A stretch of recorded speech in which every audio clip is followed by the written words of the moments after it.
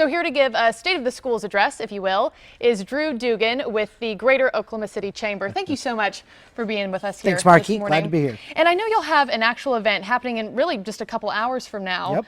And I want to get to that in a minute, but first, just honestly, where are we starting? What is your State of the Schools address? How are we starting this 2016 school year? Well, the important thing is we want to inform our business community about the most important issues. And the Chamber feels like education is one of the most important issues. So that's why we do this event, is to make sure our members are up to speed and hopefully they can have an impact on the outcome. Now, there's a lot of challenges out there, but if our members aren't informed, they can't have an impact. So that's why we do the event. Mm-hmm. I do want to ask you too, I went through the Oklahoma public school systems about 10 years ago. I'm an Ada Cougar myself. All right. I have several members of my family who are educators here in the state who are worried about this coming school year. If I were to go through the school system right now, what would I notice would be the biggest changes?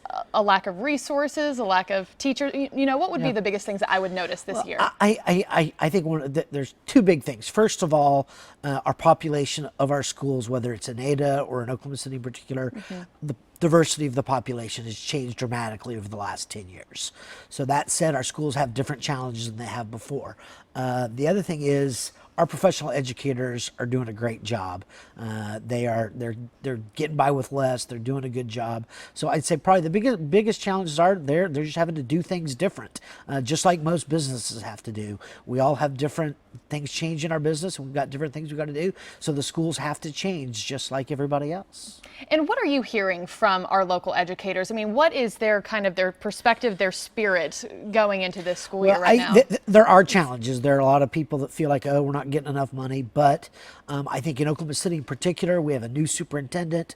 We have a board that's more engaged than I've seen in 20 years. So I think there's a bit of optimism that things are going to continue to improve. I know Oklahoma City schools last year showed really improvement. We're getting test scores here in the next month or so. I think there's optimism. Okay, and I know this event in just a couple hours, a big point of it is education reform. What do you see as the biggest hurdles that need to be, tackled and changed this year? Well, I mean, in the Oklahoma City public schools, they need to just continue to get better. They need to have higher expectations. They need to challenge their students to say, I'm not going to get by, I'm going to excel. The other thing on a state level, which is what I think you're getting at, is I think the budget challenges are important. One of the things we're talking about at our event is the importance of early childhood education. So many of our kids in the past have come not ready for school. If we don't get them started early, they're never going to catch up. So early childhood is something we've got to stay laser focused on. And tell me about this event happening here pretty soon.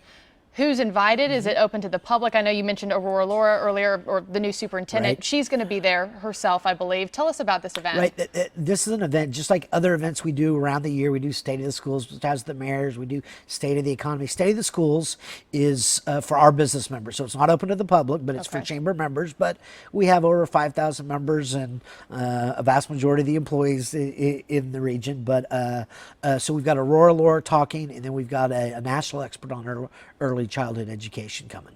And I know a lot of people are watching, teachers, families, parents right now, who are a little bit worried about going into this school year. I mean, amidst that $1.3 billion budget deficit and the cuts to education, it seems like it's a bleak start to the school year. What is your message to those that are listening who honestly are pretty worried right now?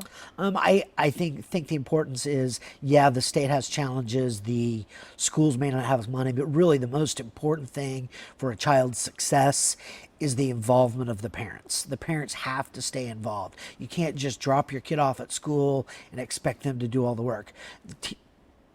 Parents need to help their kids read before school. They need to help them with homework. They have to have high expectations. So teachers and educators can't do it alone. Well, Drew Dugan with the Greater Oklahoma City Chamber, thank you so much for being with us here. We know y'all are going to lay out a lot of different issues, a lot of different talking points out on the table here in just a couple hours from now. So we'll look forward to getting an update on how that went from you. We'll be right back after this break.